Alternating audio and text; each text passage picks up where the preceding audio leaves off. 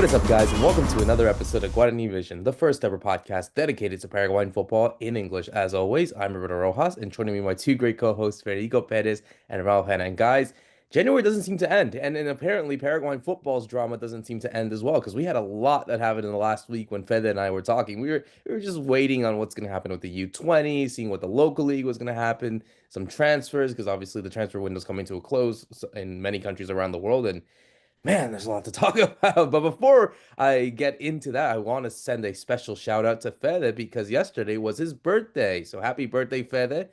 Happy birthday to you and everything that you've done for here at Guarani Vision. And yeah, it's like I said, I'll go to you first as being the birthday boy.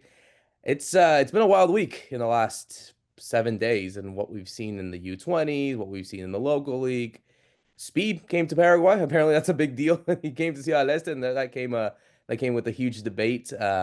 If you're into that kind of stuff, so Paraguay's been kind of in the center of the world at least over the last week or so.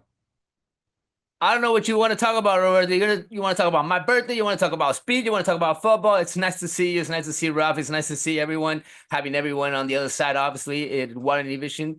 As always, it's great to be back for another episode, another week. It was my birthday. I kind of took it chill out. It was a really chill birthday. I didn't do anything big, no party, no nothing like that. You know how it is for us that usually have our birthdays on the end of January. Nobody wants to come to a party. Nobody has money. That's how it usually is, at least here in Paraguay. But at least my family had a little bit of money to give me a present. I don't know if you guys can see it, but I got a new mic, so hopefully we sound a little bit better. At least I do, because I know Roberto and Ralph, they do their professional thing. But I was always in the need of a new mic, so thankfully I do have a new instrument here to share with everyone, and hopefully this gives us better audio, and obviously it's going to be used in Guarani Vision here a lot, especially for our new TikTok account, which is going up at least one follower a day. We're posting videos there, so I want everyone to go into our Guarani Vision account and sign up. Obviously, start following us there, because that's where we're posting shorter videos of what we talk about here, and maybe we'll have eventually also our exclusive content there of everything that happens, obviously, in the Paraguayan football, in the Paraguayan league. We got so much to talk about, Roberto. The under-20 drama, thankfully they were able to bounce back with their new coach. We got the Clausura with 2 games already that happened in less than a week. Olimpia and Cerro have not been able to do everything that they hoped that they were going to do so far. Definitely got to talk about this slow Apertura start for them. And I think Rafa going to be very happy, because one of the teams that he mentioned that could potentially be one of the candidates has done really well so far, which is Guarani. Definitely got to talk about this team. And yeah, we got plenty of to talk about, Roberto. Too much to talk about, I would even say. Really happy to see Miguel Almiron finally leaving Europe and going back to Atlanta United. That's obviously something else to talk about. It's going to be one of the big topics in this show again, obviously.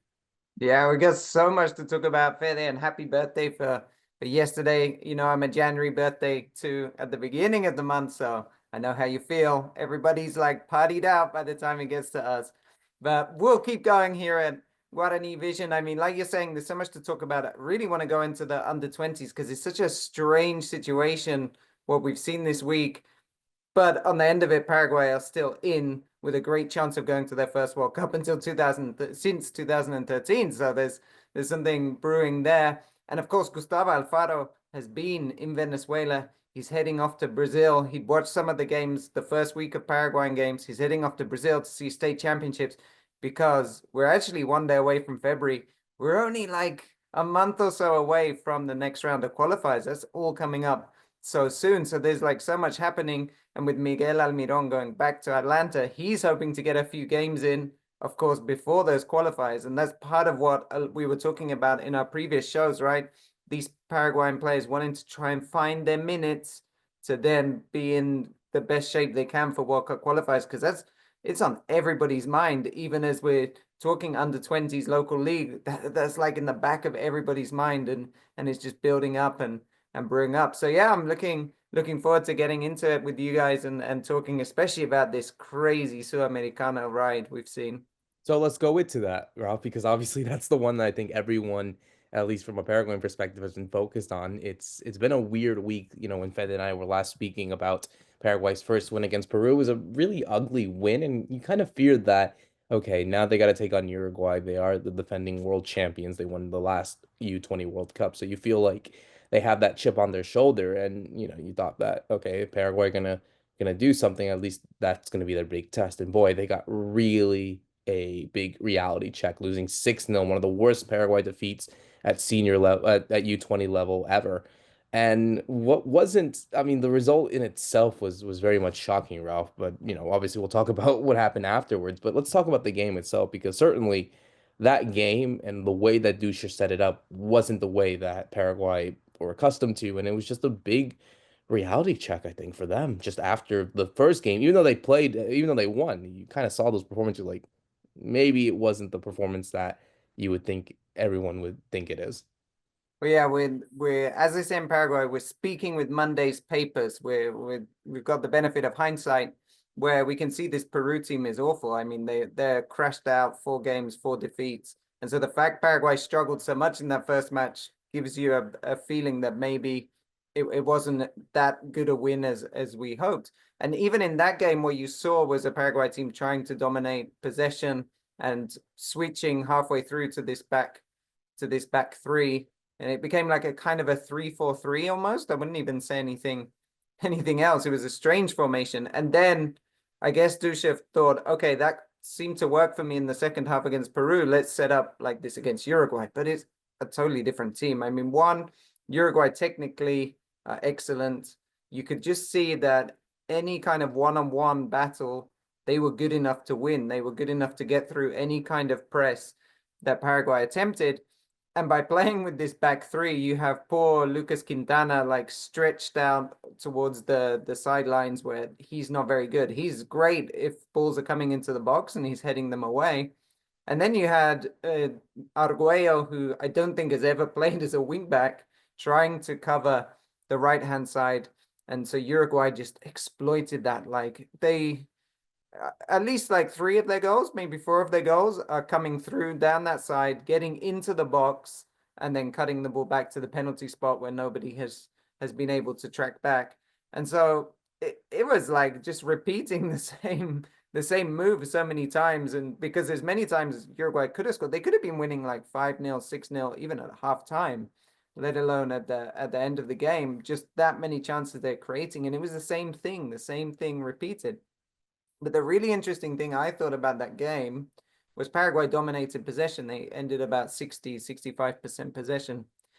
And in my head, I was going back to the trauma of the Copa America when we saw the senior side under Garnero trying to do something similar, in that they wanted to have slow build-up. They wanted to press high up the pitch, but they just didn't have the players with the technical capacity to be able to do that.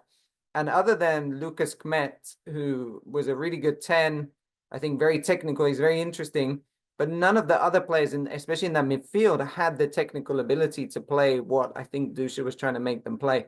Like poor Angel Aguayo, he has that's one of the craziest stats you're ever going to see, right? He had 6 passes, 100% completion rate, and he's taken off at 28 minutes. But so you might think, well, why? Well, look at those 6 passes he does manage. They're all first touch and they're all going backwards, because he got the ball and he didn't know what to do, because he wasn't technically good enough in that setup and to deal with it.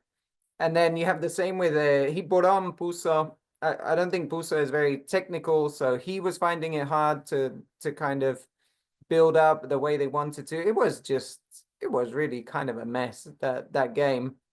And I think the most worrying thing for me from that game, and then we have the whole aftermath, which we'll go into, but when Duscher does see something's wrong, they're 2-0 down, and so he makes 2 changes in 28 minutes. He doesn't change the formation. He just changes the players. And I just felt that kind of being so rigid to your system, which obviously is not working, is a danger. That's kind of a danger sign. Especially, I was thinking at that time about going forward. Like, are you going to try and do this against Venezuela and Chile, assuming that he would be in charge for those games still? Because I didn't foresee what would happen. But I mean, yeah, that whole game was he was outthought on the touchline. Paraguay were outplayed one-on-one, but then they were almost set up to fail, I think, by trying to go toe-to-toe with the Uruguay team, which was clearly much better. Yeah, guys, we got to talk about this team and just the way they performed. Really, I would say, especially against that team, Uruguay, you felt like the team didn't respond to what the coach wanted, and you felt that the coach, just like Ralph was saying, he had the opportunity during the game to kind of fix it, try something out differently.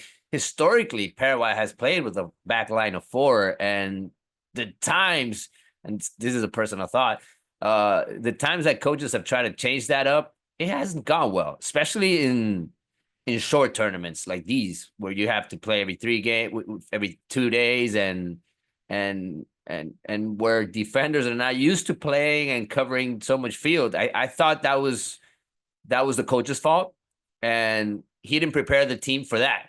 And then he came into doing a couple of interviews the day afterwards. He talked with the local press, and that's where things got ugly, just because of the back and forth that started happening. And it was with pretty much everyone. I mean, he didn't just picked up the phone with just one journalist. He talked with several journalists during the day, and he pretty much fought with everyone. He picked up a fight with every single journalist he could, because obviously his team had lost 6-0, and he was trying to defend something that he couldn't defend. I mean, his idea had gone totally a different way than what he expected.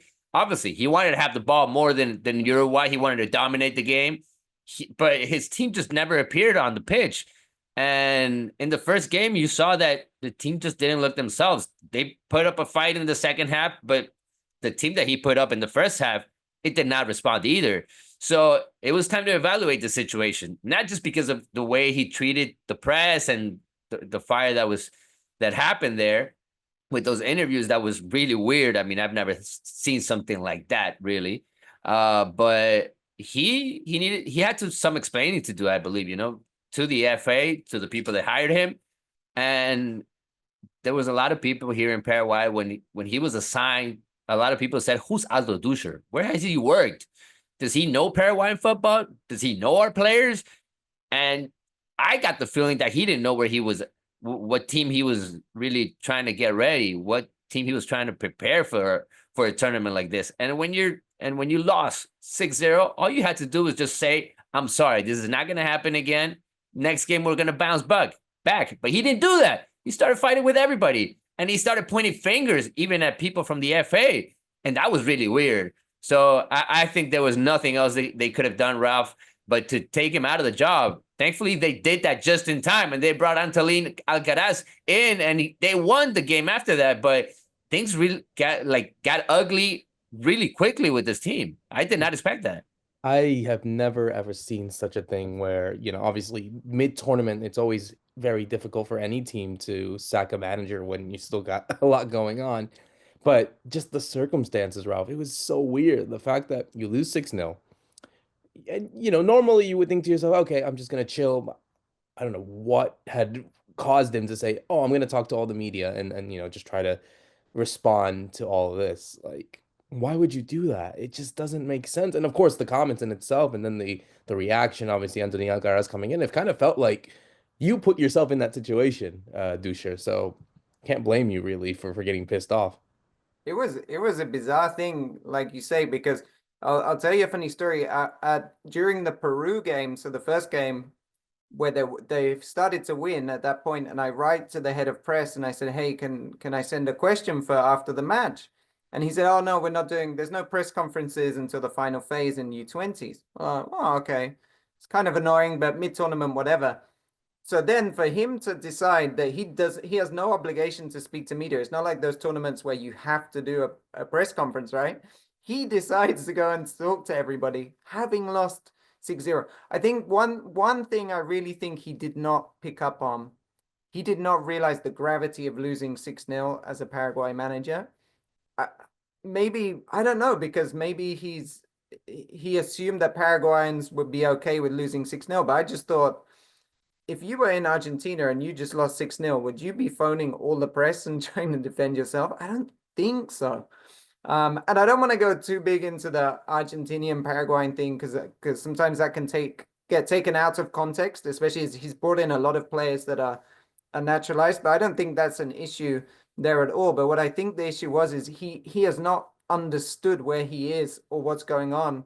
And with the same thing of trying to play this back five and playing out, if we think like what is a successful youth team, it's not really results. So in a way, like results isn't the be all and end all. What you really want is from this team, you definitely want them to win some games so they feel together. And then you want like 2 or 3 of these players to be able to move up to the senior team, whether it's this year or in a couple of years, but you're trying to create pathways.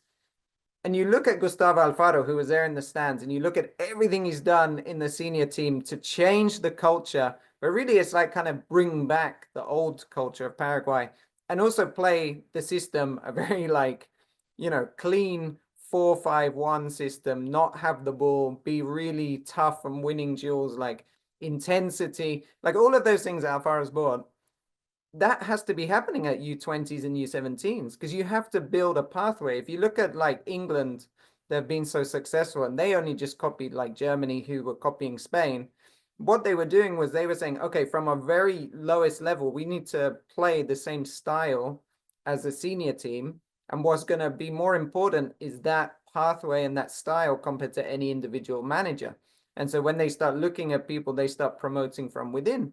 And as you look at the world champions, right? Scaloni came from the youth team of Argentina and went to the national team and played like, I would say, the most basic tactical system compared to his predecessors, and they won the World Cup. So Duscher coming in and trying to do his own thing tactically, and then trying to fight with everybody, just kind of says that one, I don't think he was there in it for the team, right? He was in it for himself. Maybe he was hoping, or maybe I get a good job after this because I've been in Deportivo La Coruña, I think like lower leagues. He had one in Argentina. I don't think he's ever managed like a senior team. He's managed like semi-pro regional. So he was hoping for, oh, I'm going to show myself, right? And really the whole thing was, no, you need to be part of a system. And that backfired greatly on him. And then I guess if we just talk quickly about what did Antolin Alcaraz do the next game, he dropped a bunch of players, including Diego León. So he said, sorry, Diego, you're out for this game. And he just went to a 4-3-3, and watching them without the ball, it was like, this is a different team. It's just so much more compact, so much more organized. People knew what they were doing. And of course, they keep a clean sheet, maybe a bit luckily if we know, because there was a penalty shout at the end. But it was just like, why didn't we do this from the start? Why did we go through this whole crazy process and have all of this drama? But hey, sometimes that's the way, I guess, for Paraguay, especially under this administration, has been, we need to make a few wrong decisions before we get to the right one, as we saw at the senior team with Alfaro. Yeah, and obviously getting the win against Venezuela was big because that obviously put them in the spot to qualify for the hexagonal, the final stage. They still have to play one more game, so technically, it's not official as to who they will play as of yet because in theory Paraguay could still win the whole group, but they have to win it by a huge margin. But they could do at least second place. They take on Chile in that last game, the host of the upcoming U20 World Cup. But then coming into that second stage, Fed, and you had the fortune of seeing some of those games in that second stage. I mean, you saw Brazil lose badly. Argentina are doing so well. Colombia obviously haven't lost as well. Paraguay are really in a tough spot, I would say. Like, yeah, obviously it kind of will help in a way if Chile could do a favor and qualify ahead of them, which means that 5 teams could go. But yeah, I don't know how you feel about Paraguay's chances. I mean, yeah, they got the win today against Venezuela. I think that was huge, and we have to see how they play against Chile. But and I'd like Ralph to chime in as well. I mean, do you feel that confident that they can get it done even after everything that kind of happened midway through the tournament with kind of, what happened with Duscher, Alcaraz coming in, the changes of the entire team? I mean, I don't know, man. I feel like as much as I would like it to happen, we'll see. We have to see what happens today. I want to see what they do against Chile just to prove if, what we saw the other day wasn't just an outlier. But I don't know. I don't know how they would fancy themselves against the other teams. Yeah, when I saw these groups and the way that they were After the draw, I thought, yeah, our chances are there. We have to qualify. I mean, we're pretty much obligated to do so because Argentina, Brazil, Colombia are on the other side. They're on the other group, so we'll see them later on. So it was a matter of winning these kind of matches, right? Beating Peru, beating Venezuela. These are the games that you had to win, and thankfully they've done that. And look, the team is not there yet. Ralph just said it right. I mean, we have a new coach. The coach chased up the whole lineup again, the way they set up. So as of right now, you don't know which team you're really going to see in the upcoming games because the new coach, I think he's going to try to change it up, but especially he's going to try to take the best out of every single player, right? I mean, when you're a new coach in midway into a tournament like this, there's not much you can do from the football side of it, but you definitely have to apply into getting into the players' heads and trying to let everyone know that it's now or never for them. And I think Antolin Alcaraz was able to do that in this game against Venezuela. We saw a team that looked more like a team, and everybody was just really fighting out there for every single ball. And it wasn't about playing pretty football. It was about eventually getting an opportunity and scoring on the home team because Venezuela is the home team in the Sudamericano. So I do think it was a special win against this team. It could be the starting point, obviously after a win like this one, and for the kids themselves. I mean, for these guys looking into the bench and now seeing Antolin Alcaraz, a legend in the national team, somebody that has gone to Europe, made it so successful along his career. It has to be different for these guys, right? The respect is totally there. And I do think Antolin Alcaraz and the presence of Gustavo Alfaro, like Ralph said, could be important in these upcoming games. Also, I do think he's trying to chip in, and maybe Alcaraz is listening more to him than he was listened by Aldo Duscher, who definitely was doing something totally different. I kind of want to leave that behind. I don't want to point any more fingers at who hired him. Why was he there? Eventually, the FA, the administration will look back into that situation so that does not happen again. I thought it was always Antolin Alcaraz, the one that should have been hired for this job. But whatever. He's there now. He takes over. I think we have opportunities in this tournament just because I haven't seen the best Brazil. I was really scared about what I saw from Uruguay, obviously against us, but the potential is always there for our team, especially if Chile is able to move on also from our group. 5 teams, I think that's more than enough, Ralph, for us to be able to get to the next World Cup. I'm actually really excited about it because I look at the list, I look at our players, and I think we have enough.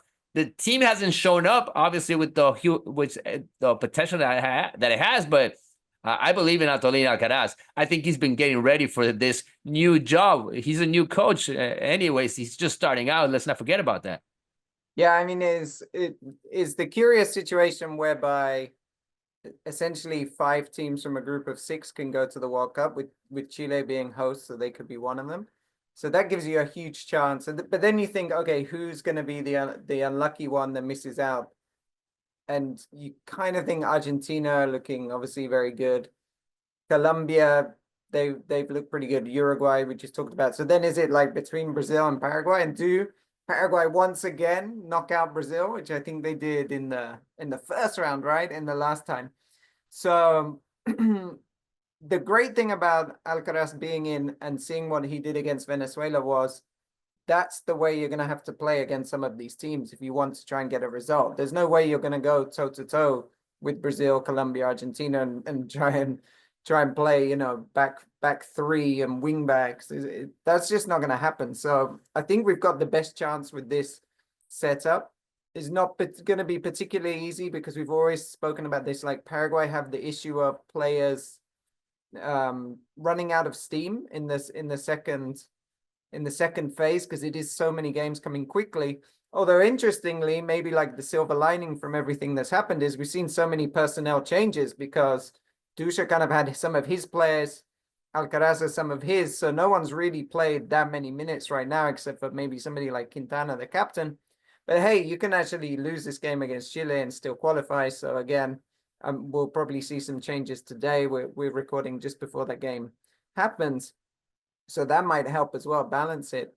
And then what really comes down to it, I think at U20s, and this is the big difference to U17s, is at U17s, like very few players have ever played senior football. By U20s, you're getting that mix. And so what Paraguay do have is you have a lot of players that have played a lot of games and know about the physicality and know how to win games and be that extra bit professional. And I'm talking about people like Thiago Caballero, he's like bullying. He was bullying Venezuela's defenders out there, right?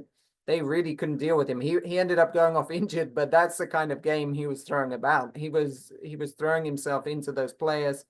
Gabriel Aguayo has a lot of experience with Cerro. He's played since last year. So you have even David Fernandez, who's the other striker they've been using. He's played a lot.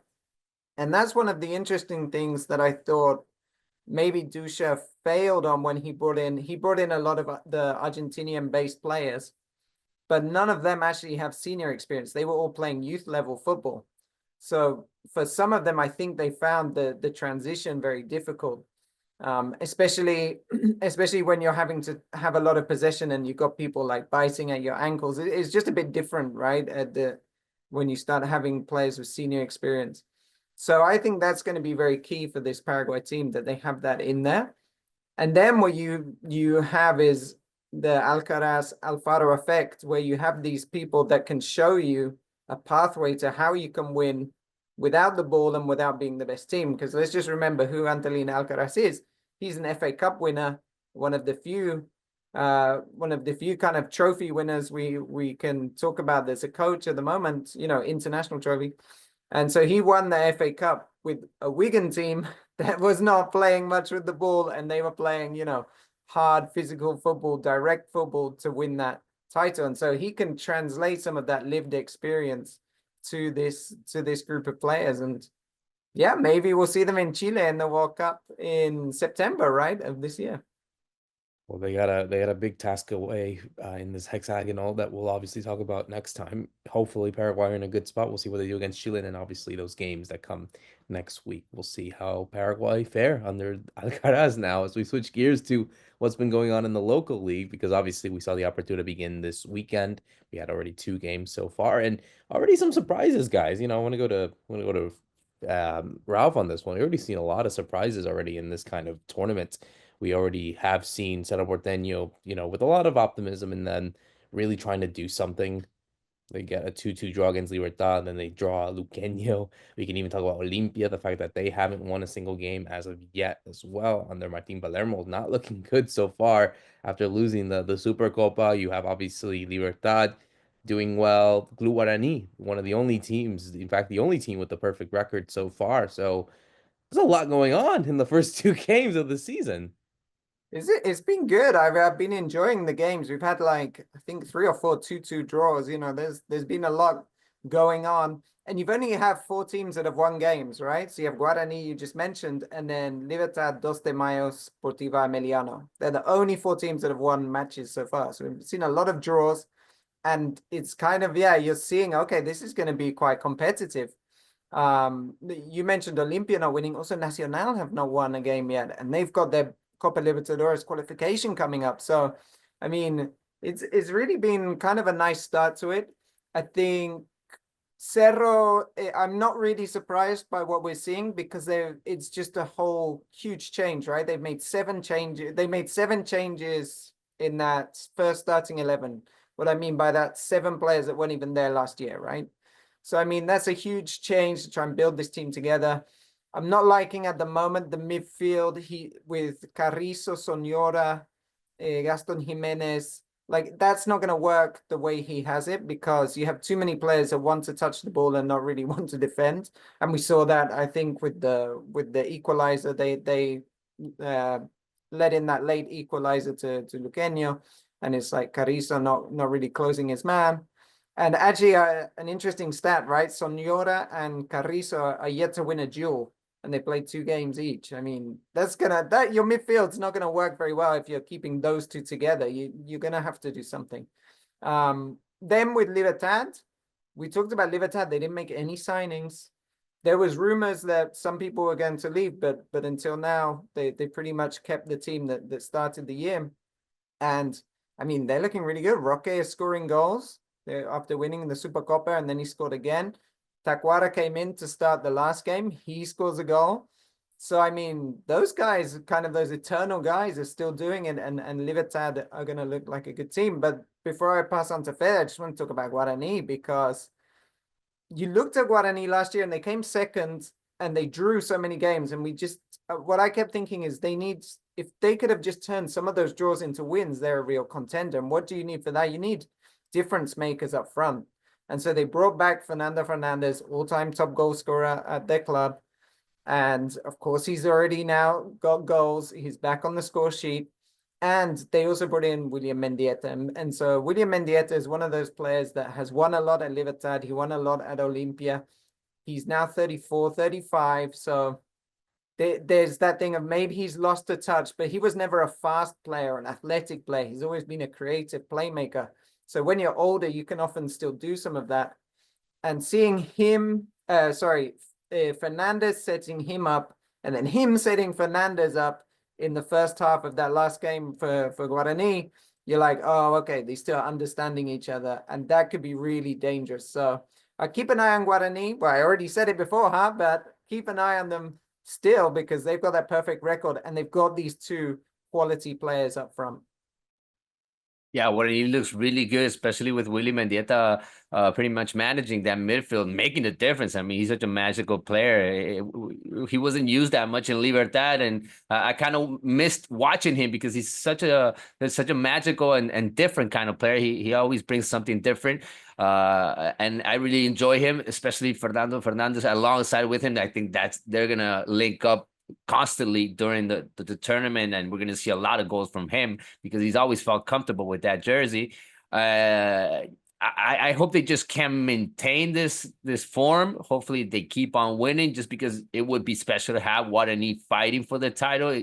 They weren't able to do this last tournament around with the same coach. They had way too many draws, and Ralph was just talking about it. I was looking at the results. We had 4 draws in the first week. We had 3 draws in the second week in the games that we had midweek. So yeah, it looks like everything is pretty balanced between the teams, right? Just like it was closing up the year in 2024. A lot of draws, a lot of close matches, and you got to give it to Guarani because they were able to beat Olimpia in the first week.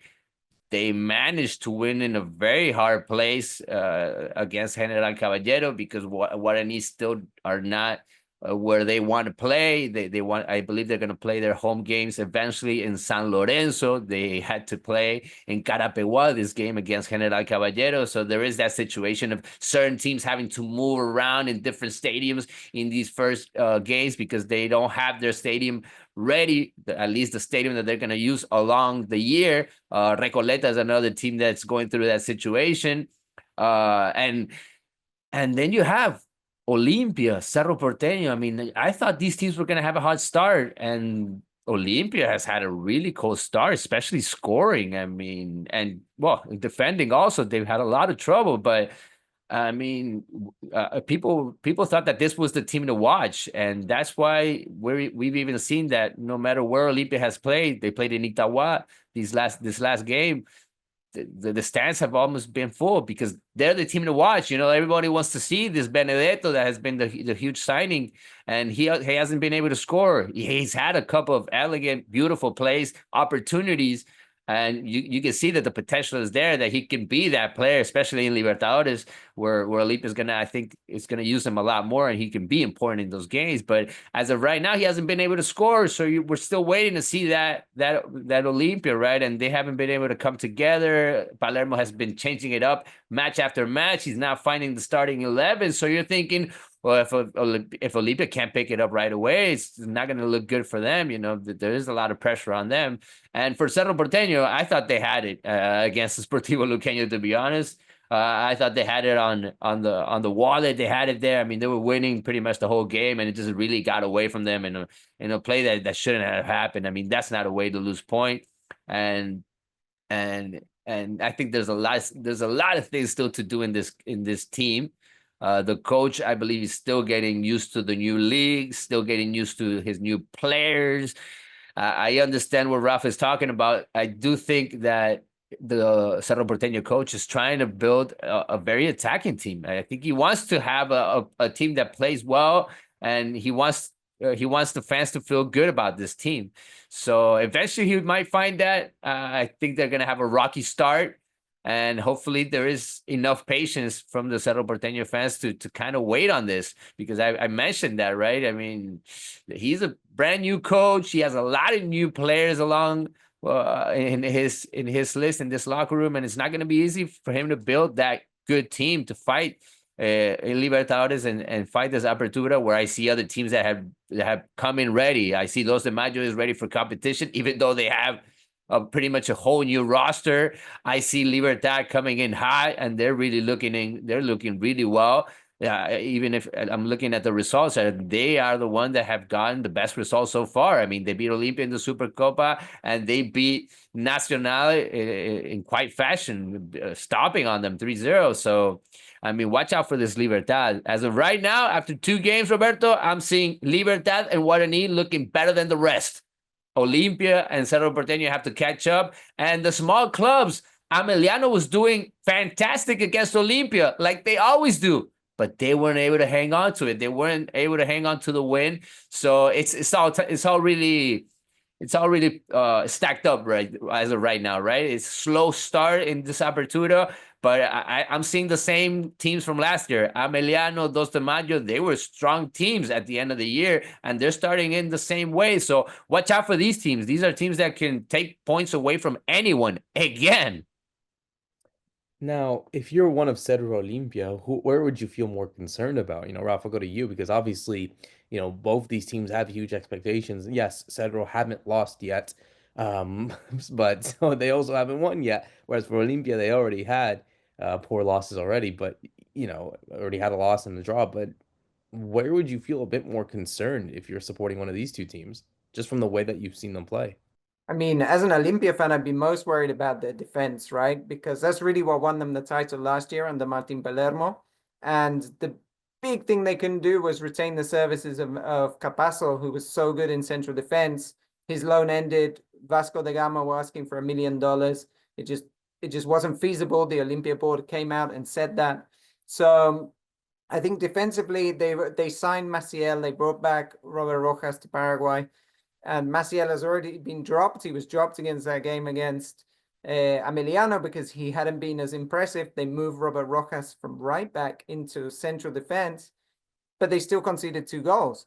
So I think Olimpia is really struggling there defensively. I do think Robert Rojas' best position is going to be central defense and use Olmedo at right back, which is what they set up. But they're going to find it very hard to win the title if they can't find that same unity in defense that they had that won them the Clausura. And then for Cerro, I think we've been talking about, they want to build an attacking team. It reminds me a lot of Facundo Sava. He was trying to do the same thing with Cerro, put a lot of attacking players, play some free-flowing football. But as I was saying, they don't really have that balance in midfield right now. So I think for Cerro, it's really in midfield. How do you get between Sonora, Carrizo, Gaston Jimenez? Can they all play together? I'm not convinced from what I've seen. So they need to throw something else in there to balance it out. It might be Pires Tamota or with Morel. I don't know exactly how they're going to work that out. And that's a big challenge, I think, for Diego Martinez. So Olimpia, defense, Cerro, midfield. Yeah, they lost Gustavo Velasquez right away, right? Getting sent off against Libertad in that first match where you thought, okay, he's coming in, he's never leaving the team, right? They had that problem with Bruno Valdez. I remember last year, he started off the year being the starter, and then he quickly got off the team because he was injured. Hopefully they can figure it out, especially in that midfield quickly so they can start winning. If not, teams are just going to go through them, and it's not going to be easy for them to catch up. I think he's building a new team. I think he's still testing out players. He has competition in different spots, just like Martin Palermo does also in Olimpia. And that's where I want to see the good managing from Martin Palermo now, because he had a winning team. He had a championship team. which he didn't really respect in that game against Libertad and in that first match, also against Guarani. He tried to put in some of the new players, which is actually kind of weird for me, because if you have a winning team, why not bring them in slowly? Why you got to put Benedetto already in there? Why you got to put a whole new defense in there? But it was weird because Martin Palermo, he tried to explain it. He said that Cesar Olmedo was going through some issues. That's why he wasn't starting out. That's why he was putting in Roberto Rojas in that game. And you saw Olmedo losing against Ortiz in this game against Emiliano, and several times in that 1-against-1 when he had to defend, and you didn't see the best Cesar Olmedo. So you have to give it to the coach in that sense that, okay, he's picking up some players because they're not up for it. But in other places, he's not putting in the right players. I mean, you're respecting always Derlis Gonzalez, Richard Ortiz. They pretty much got to play always because of the pedigree that they have and the importance they have in that locker room. But in some games, you just got to let him go. In some games, in certain plays, I think there are players that are in better level right now. You have Javier Dominguez coming in and making the difference pretty much every time he has the opportunity to do so. In that midfield, he's getting game time in every single game because he has looked like a player that's ready for this Olympia, and he's coming in from Dos de Mayo. So there's a lot of players that are still fighting for that opportunity still in both of these teams. So as of right now, I don't see them well, Roberto, and they might lose a couple of matches before that Super Clásico even. That's why I think that the fans have to have some patience with both of these coaches, and hopefully they start winning, because if they start tracking behind, it's not going to be easy for these two to try to come back, and it just could be that kind of tournament where they have to put their heads only in Libertadores, and maybe you see Libertad and Guarani just going away from the rest really quickly. It could be that kind of tournament because they changed up way too many players for this season. Yeah, absolutely. You know, going back to Nacional, they have to start the Libertadores campaign against Alianza Lima, so that's a big ask for them to try to do something. And yeah, looking at the other teams like Olimpia, Cerro, they need to really get the win because as you said, you know, Cerro fans being patient, I don't think that happens a lot. You know, that's not exactly the DNA for them.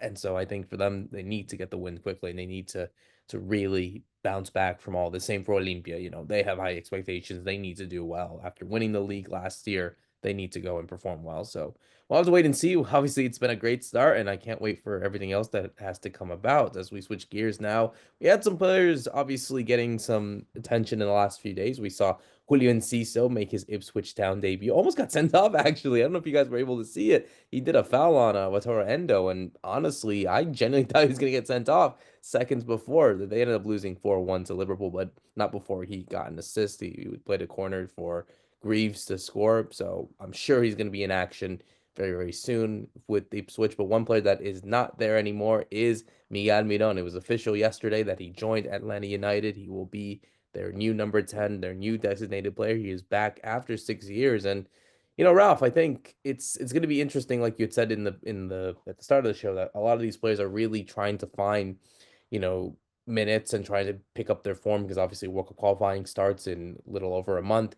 And I think it's certainly going to really be a big factor for him to go to a team that I think, you know, he could perform well. You know, I think he understands the environment. I think he understands what it's like to play for there. Obviously, he's a legend at the club because of what he's been able to do beforehand. But, you know, as much as it is really sad to see him go, Paraguayan leave the Premier League, at least he's going to a place where I'm sure he can definitely do well in MLS, and it's going to be interesting to see what their expectations are and if he can be the guy to help them win MLS Cup again. Yeah, it really feels like Atlanta are trying to do a big rebuild. They changed some things in their front office, right? I think they have the new sporting director in for this season, and they're bringing in, I think that was $10 million they ended up paying for Almiron, and they're apparently looking to break their transfer record now to bring in another player, you know, to join up with him. And it was really nice to see the kind of responses on both sides, right? Because I don't know if you saw, all the players at Newcastle were really loving Almiron and the relationship they've had.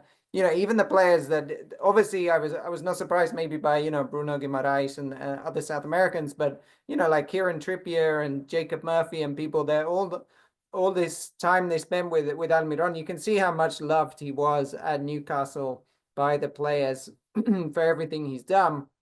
And then for Atlanta, they put the billboard up on the I-75. They were waiting for him at the airport, the fans. So now, in Atlanta, there's this big expectation on him. And you think about it, you think, well, he did so well 2018 when they won the MLS Cup. Now he's coming back with more than 200 games experience. He's been to a League Cup final against Man United at Wembley. I mean, this is a guy coming back with all of that seasons of experience. In theory, he should be even better. And I guess that's what they're hoping for. And he becomes just so important to the team, like you were saying. I mean, he's going to start all the games that he can physically. I'm sure he's going to be, kind of first name on the team sheet, cliches, all this kind of thing. But that's really what they put him in for, to do that. And it's going to be such a change, I think, from having been at Newcastle where he kept having to readapt or adapt to what coaches wanted from him. It was never about him. It was always about him fitting into a system, right? If it was Benitez or Bruce or Howe at the end. And now it's like totally different. It's almost like, I think we're going to build this team around what Almiron likes to do. And so it could be some exciting times down there at the Mercedes-Benz. And I just wanted to comment on Julian Cesar. I found that assist was one of the funniest ones I've seen because he took that corner like he was shooting, right? If you watch that back, it's like he's driving the ball in like he's trying to take a shot. And I just felt that's like peak in Cesar. That even when he's taking a corner, it's almost like he wants to shoot. And I'm glad he got that assist. I think that was important for him, for his confidence, just to come straight in. And hopefully he gets a bit more game time. He was on the bench because he just moved, but hopefully he starts starting some games, building up those minutes for the World Cup qualifiers. I'm actually really happy about Miguel Almiron's situation. He needs to play. You saw that the Newcastle thing was just it was coming to an end, right? I mean, we've been talking about the situation for over a year now of him maybe going to other leagues, of him looking for minutes in other European teams. The thing is, he's just 30 years old. He still has some good years ahead of him, but maybe just not in Europe. That's why I think not many big European teams had put in or really got into negotiations with Newcastle. And Atlanta United, this was his best team, I believe. Yeah, obviously, a lot of people love him in Lanús also because of his time in Argentina, but this was his big team. I mean, this is where he made the difference. This is where Atlanta United history pretty much started with Miguel Almiron. I mean, he's going to be there. If one day they have a museum or something like that, and they look at old pictures of when they just started out as a club, Miguel Almiron has to be on that wall because he really was so important when they just started out as a team. And the expectation that they have for him, I mean, I know what Ralph is talking about because I saw the farewells in Newcastle, and I even got emotional with everything like that because, he's not going back there. It's his time is over in Europe, you're thinking, and you see him come back now, obviously to North America. You expect for him to eventually come down here to Paraguay and end his career. So you're kind of feeling like, okay, he's on his downhill, but he still needs to perform because we need him on the national team. The World Cup is right around the corner also, and you need him playing. And in Atlanta United, people are going to have huge expectations of him. You guys said it. I mean, he's the designated player now. When he came into this league, he had the coach that knew him. He had Tata Martino that took him under his wing. He made him so important in that team, and he was a difference maker. I mean, he was scoring all over the place. He was scoring tremendous goals that I've never seen him score in other teams. So I don't know if people are going to expect the same thing out of him now. I get what you guys are saying. Yeah, he went to the Premier League. He should be a better player now, but are Atlanta United fans thinking this is going to be our Messi? This is going to be the player that's going to win games for us? Or is he just going to be one more of the gang? He's going to be one more of the team. I think they're going to expect for him to be the star of this team, and he's going to have to show up in that sense, Roberto. Pretty much every other game, he's going to have to be the MVP of this team all season, probably. Yeah, and I think that that's something that I'm sure he wants to do. I'm sure that's something that's kind of the reason why he came back. Like, he didn't want to be a role player anywhere else, even if he wanted to stay in Europe or anything. I think he wanted to be the guy. And I think right now he is the guy for the national team too. You have to understand of a team that's full of great players and doing so well. he's still the number 10 of Paraguay. Like that's still a big a big ask, Ralph, really, for someone to be the number 10 for obviously your country and then obviously at your club as well. So, certainly there is that sort of saying like, okay, yeah, he is the star and he needs to be the star wherever he plays. He wasn't going to be that at Newcastle, at least in this current point of his career. So at least in a situation where, like you said, so crucial, Paraguay are really trying to qualify for the World Cup. They need everyone to be all guns blazing and really picking up their form. And I think with, obviously this comes at the right time because obviously the MLS season starts in a couple weeks. So it would put him in right in time for what's it called? For the qualifiers and yeah, obviously have him ready for what's to come at Atlanta United. Yeah, I mean, I was looking and I think they've got 4 games, maybe 5 games until the World Cup qualifies. So he gets that nice little run just before to build up some time, build up some minutes. And like you say, the team is going to really build around him. He's going to have much more minutes than he was having before. I would assume like more touches of the ball, not just defending, winning duels. So he's really going to be in great shape, I think, for coming into the World Cup qualifiers. And talking a bit about pressure, I mean, you forget sometimes because Newcastle didn't actually win anything since he was there. But before that, Almiron was winning trophies like everywhere. He won 2, I think, at Cerro. One when he was just very young, but then one when he was an important player for it. He won at Lanús. He won at MLS Cup at Atlanta. So he's a guy that knows what winning is all about and winning trophies. So I don't think the pressure is going to affect him. And it really is shaping up for I think a good year for Almiron. Yeah, Fede, I think that's really what we want. We really want that kind of Almiron back. And the same for a lot of these players. Like, obviously, Enciso getting the playing minutes. We have to see what happens to Diego Gomez. He obviously needs to get that playing time at Brighton. Ramon Sosa doing it at Nottingham Forest. And all the other players that, I'm sure Alfaro, we've seen him going into the stands at games. He's also in Venezuela. So he's started, and we're already into February. So, like I said, a little over a month until the qualifiers. I'm sure he already has a list of 60 odd players or whatever that he has to cut in within the next month that he knows that he needs to have it ready for this really crucial phase where, if all goes well, Paraguay can qualify for the World Cup by this time next month. Yeah, hopefully he just starts playing, right? I mean, he gets it going and he starts scoring also because he hasn't been able to score that much or assist during his time in this last Premier League. So that's what I want to see with him. And I want to see that smile come back to his face. I want to see him happy again. I want to see him enjoy his time in the pitch. I think he's going to feel right at home, not just because of this home welcoming that the fans have given him ever since he arrived there at the airport. It was incredible. I don't know if you guys ever seen like that many fans wait for a Paraguayan player at an airport. That was just crazy from Atlanta United fans. You got me by your side this season for the MLS because of that situation. And I want to see that, Roberto. I want to see him happy. I want to see him where he wants to be and hopefully getting to his best football out of him. I mean, I do think this MLS is a lot better when he played. I think it's a more competitive league. I think it has better players than when he played a couple of years ago, especially with the Messi effect. And I think we're heading into a great season with him and with all the game time that he's gonna get. We're gonna see the best Almiron, and hopefully Alfaro takes advantage of this situation because the Almiron that I'm seeing on the national team is the Almiron that I've always waited to see, and that's the Alfaro. That's the Almiron that Alfaro has been able to brought out. Absolutely. Yeah, we'll definitely have to wait and see what happens as we close out another great episode of Guarani Vision. For myself, Roberto Rojas, Fede Perez, and Ralph Hanna, thank you so much for listening in. See you soon.